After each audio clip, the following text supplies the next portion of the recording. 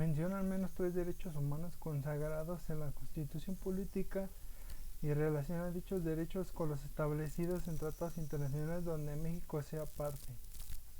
Derecho a la vida. Toda persona tiene derecho a que su vida sea respetada. Este derecho debe conceptuarse en dos sentidos. Uno, como una obligación para el Estado de respetar la vida dentro del ejercicio de sus funciones. Dos, como una limitación al actuar de los particulares para que ninguna persona prive de la vida a otra. Igualdad.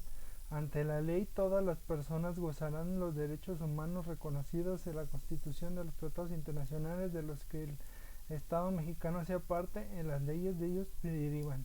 Derecho a la educación. Toda persona tiene derecho a recibir educación. Los padres o tutores de los menores tienen la obligación de hacer que los hijos acudan a recibir educación. Relaciona dichos derechos humanos con los establecidos en tratados internacionales donde México sea parte. Los derechos humanos son los derechos inherentes a todas las personas sin distinción de nacionalidad, origen étnico, religión u otra condición. México ha firmado y ratificado varios tratados internacionales de derechos humanos que se integran al orden jurídico nacional y que obligan al Estado a respetarlos y garantizarlos. Algunos de estos tratados son la Declaración Universal de los Derechos Humanos, el Pacto Internacional de Derechos Civiles y Políticos, la Convención Americana sobre Derechos Humanos. Explica el fundamento constitucional de los tres derechos elegidos en el punto anterior y el alcance de protección por parte de las autoridades judiciales. Fundamento constitucional del derecho a la vida, a la igualdad y el derecho a la educación se encuentran en la Declaración Universal de los Derechos Humanos, la Constitución Política de los Estados Unidos Mexicanos y en la Ley General de la Educación. Artículo 1 de la Constitución. La dignidad humana como condición suprema prescribe una serie de derechos fundamentales inalienables e imprescindibles en beneficio de toda persona.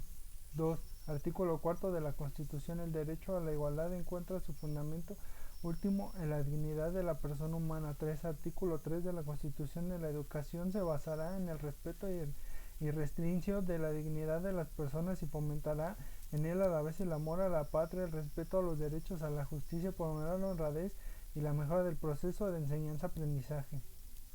Alcance de protección por parte de las autoridades judiciales. Uno de los derechos fundamentales de las personas es el derecho a la protección judicial. Consiste en la protección, potestad, capacidad y facultad que tiene toda persona para acudir ante la autoridad judicial competente para demandar que se prevé o restablezca su situación jurídica perturbada o violada, que se lesione o concede sus derechos reconocidos por la Constitución.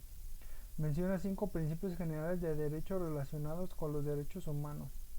1. Universalidad. Todas las personas son titulares de todos los derechos humanos. 2. Interdependencia. Los derechos humanos se encuentran ligados unos a otros de tal manera que el reconocimiento de uno de ellos implica el de los demás. 3. Indivisibilidad. Los derechos humanos no pueden ser fragmentados sea cual se fuera su naturaleza. 4. Progresividad. Los derechos humanos deben ser garantizados de manera cada vez más amplia y efectiva. 5. Valores de libertad, igualdad, dignidad, justicia y bien común son los valores que orientan y fundamentan los derechos humanos. Explica la trascendencia de la reforma constitucional de los derechos humanos relacionada en el 2011.